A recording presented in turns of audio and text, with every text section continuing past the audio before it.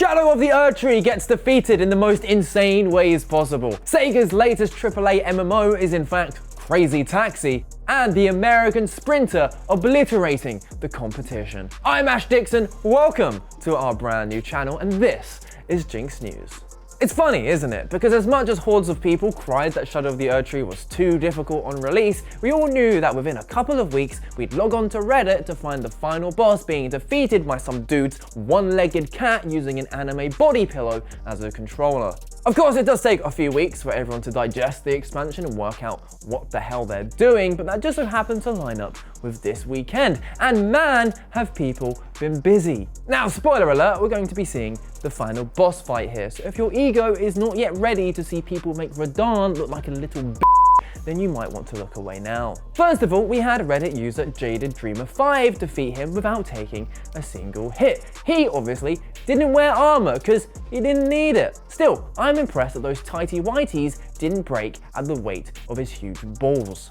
Oh, but as if that wasn't impressive enough, then some dude called Miko Bellic has managed to speedrun the entirety of Shadow of the Erdtree without taking a single hit in under an hour. And the best thing is, his entire strategy basically revolves around donking bosses on the head with a giant f***ing club. Meanwhile, you've got another person called Wreckjawjind FMFB who's done the opposite with an all-hit run, meaning they're not allowed to dodge, block, or even flask. Instead, they just take on full-on meteors to the face without flinching. But Ash, what about the people playing with silly controllers? Oh, don't you worry. Shadow of the Erdtree's final boss has been defeated with a saxophone. It's thanks to streamer Dr. Decomposing. Oh, you thought I was going to say Dr. Diddy Spec, didn't you?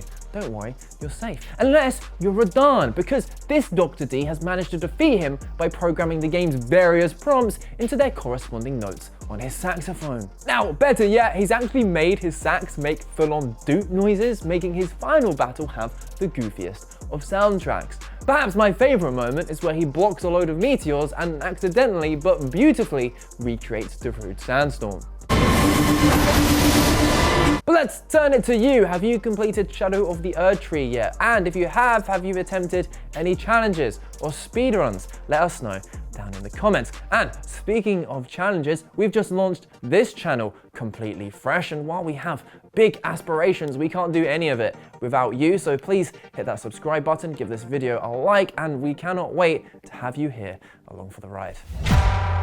Back in December, Sega announced that they're going full nostalgia by bringing back games like Jet Set Radio, Shinobi, Streets of Rage, Golden Axe, and Crazy Taxi. And while details remain pretty slim on most of them, it looks like we do have an update of sorts about the new Crazy Taxi. You see, they're currently recruiting staff for the title with these job listings that indicate it's going to be a large-scale, open-world MMO driving game.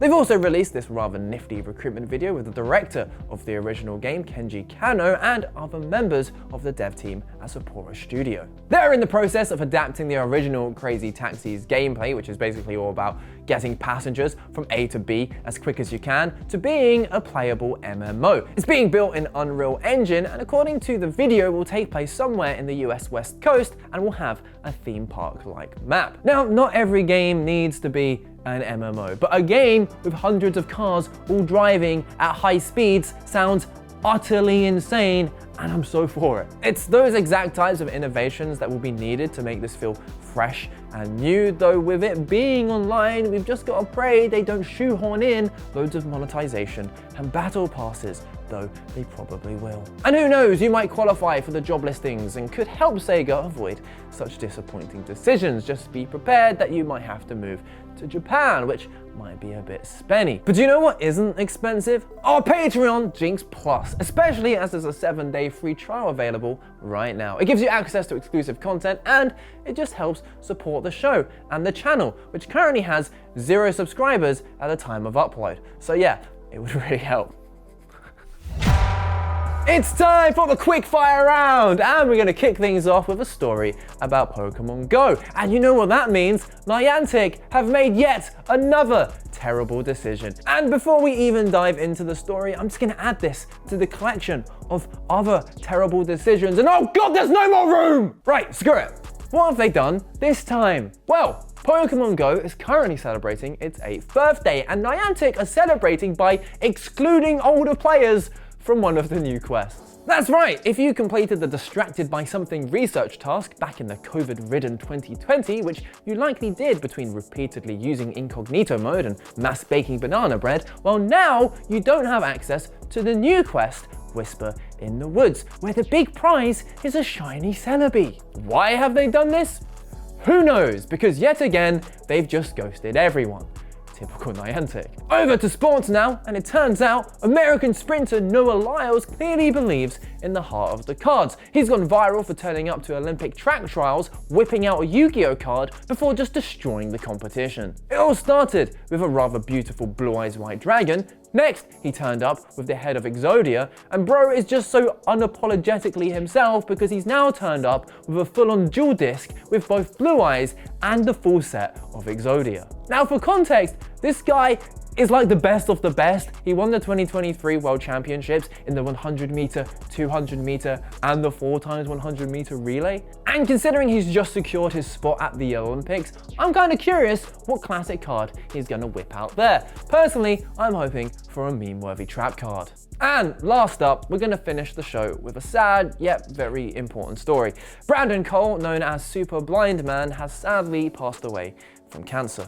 Known for his pioneering work in accessibility in gaming, I personally only discovered him recently through a video he made with the team behind Forza. He worked with Turn 10 Studios to help create a groundbreaking blind driving assist mode, allowing blind or low vision players to truly enjoy racing games for the very first time. And I really recommend watching the whole video because it is genuinely incredible. In fact, Brandon worked across the industry on countless games, making them more accessible to so many people. And as a non-disabled person, it's so easy to forget just how fortunate we are just to be able to pick up games and enjoy them without a second thought. And as tragic as Brandon's passing is, he leaves such a beautiful legacy, and I feel so thankful that his work has made the hobby we all love so much more accessible to so many more people. So go, be free everyone, go play some games, make some memories, and just have fun. Thank you so much for joining us for our first show on our new channel. A like and subscribe would mean the world, and we'll see you on Wednesday.